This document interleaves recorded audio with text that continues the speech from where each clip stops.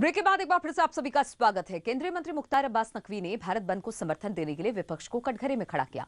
उन्होंने इन राजनीतिक दलों को आपराधिक साजिश का सिंडिकेट बताया। उन्होंने कहा कि इनका काम ही किसी अच्छे काम में बुराई का तड़का लगाना है। नकवी ने आरोप लगाया कि कुछ किसान इनके बहकावे में आ गए हैं। हमारे साथ बातचीत कर रही है केंद्रीय मंत्री मुख्तार अब्बास नकवी के साथ। सर, किसानों ने आज भारत बंद का ऐलान किया है, कुछ राजनीतिक दल भी इसका समर्थन कर रहे हैं, आप किस तरह देखते हैं? देखिए, ये राजनीतिक दल अब कहना इनको ठीक नहीं। ये जो है वो क्रिमिनल कॉन्स्पिरेटर्स का सिंडिकेट है, आपराधिक साजिशकर्ताओं का सिंडिकेट है, जो कि हर अच्छाई पर बुराई का तड़का लगाने का षड्यंत्र और साजिश करता है। देश में भ्रम और भय का माहौल पैदा करने की कोशिश करता है।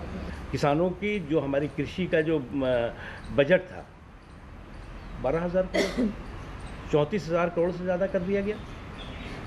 उसके साथ जो है किसान सम्मान निधि हो, किसानों की जो है वो फसल की जो है वो सुरक्षा के लिए बीमा योजना का हो, किसानों के खेतों और खलिहानों तक बिजली पहुंचे, पानी पहुंचे, इसकी पूरी व्यवस्था सुनिश्चित की गई।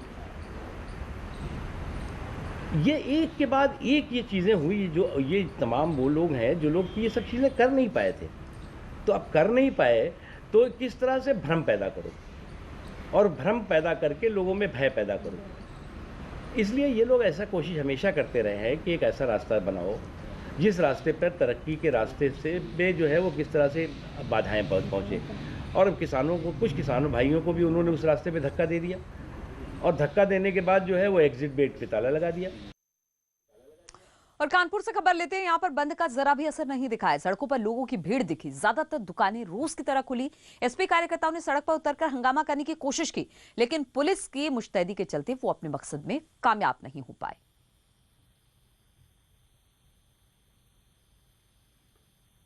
कानपुर औद्योगिक नगरी है। यहाँ किसानों के साथ साथ कई संगठन और कई राजनीतिक दलों ने इसको समर्थन देने की बात कही और धरना प्रदर्शन तक बात की। इस वक्त मैं कानपुर की जिस जगह खड़ा हूँ, रावतपुर मेन जगह, रोज की तरह है। आप देखिए, शॉप सारी खुली पड़ी हैं, व्यापार चल रहा है, लोग आ जा रहे हैं, चाहे ई रिक्शाज हों, टेम्पो हों, रेस्टोरेंट्स हों, होटल हों, हर चीज़ खुली। यानी इस बंद का कोई असर देखने को नहीं मिला।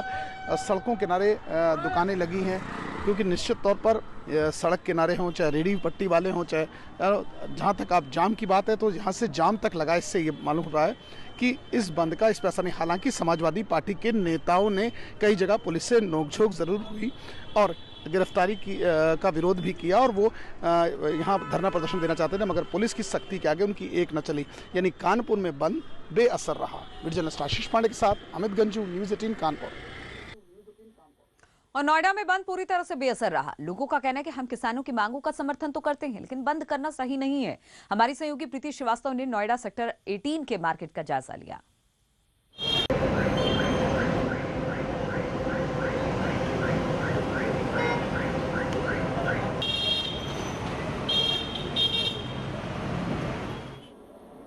और केंद्रीय मंत्री स्मृति ईरानी अपने लोकसभा क्षेत्र अमेठी के लोगों के दुख दर्द दूर करने में कोई कसर नहीं छोड़ती। अक्सर वो वहां के लोगों से ऑनलाइन बात कर उनकी परेशानियों को सुनती हैं और मौके पर ही संबंधित ऑफिसरों को इन समस्याओं का समाधान करने के निर्देश भी देती है। इसी क्रम में स्मृति ने अमेठी के करीब 20 लोगों से बात की, अधिकारियों को इनकी मदद करने को कहा।